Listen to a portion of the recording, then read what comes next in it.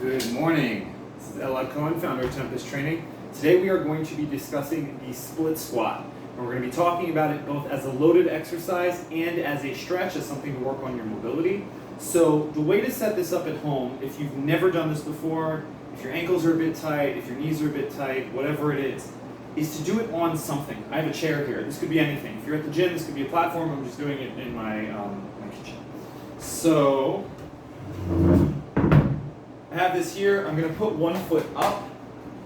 And just like with a regular standing squat, I'm going to hinge first at the waist. So I shoot my hip back, and then this knee is going to travel forward as far as I can.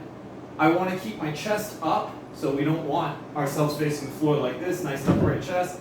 My back leg is going to be straight, and I can let that back heel come off the ground. It does not have to stay flat the way that the front does. Okay? Now, you might be thinking, hey, wait a minute. This is still kind of hard. Okay? So if this is difficult from a balance standpoint, this chair has a back, I can use that for balance. But if you didn't have something with a back like a stool, you can just use a stick. I've got my stick here for support. Let's say I have another stick over here. I'm going to use the chair backing.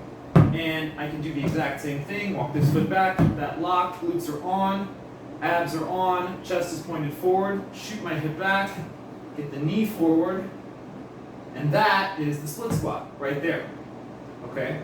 Balance becomes less of a problem. Obviously, I could use less support, more support if I need help to get out of the bottom. That's what that's there for. Now, you might be thinking to yourself, this is still too hard, but not because of balance, it's hard because of my ankle. And even with that elevation, it's still rough on the ankle, for whatever reason.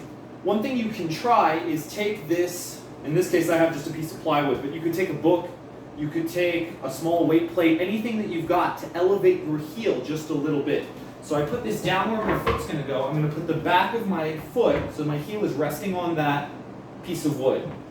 And then I can set up my split squat, leg lock, chest forward, and I come on down. Okay? And you'll notice that that reduces to some extent the angle that's happening at your ankle. Okay?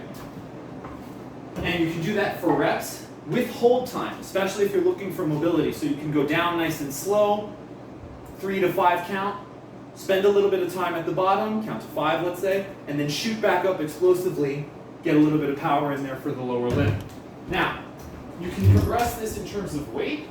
I highly recommend progressing this in terms of weight. It's a lot easier to stretch the lower limb muscles with weight. It's honestly easier to stretch most things with weight because your muscles are stronger than you think, and they'll fight you otherwise. So I have a 15-pound kettlebell here, but I could go heavier, obviously. And I do the same thing. I'm here, I've got my kettlebell up, it goes back, and the knee goes forward. Now, you can't get down that far the first time, don't worry about it. Just spend time wherever you're at. You can always use a chair back as something for support.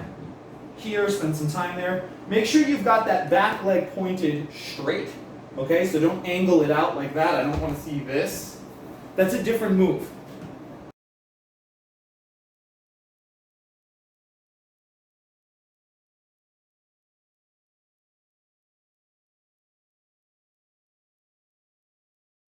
As we progress, we can do this on a lower and lower and lower surface until we're doing it on the ground. We're going to tackle this on the floor now. Again, I can use this chair for support. So now we're doing it on the ground.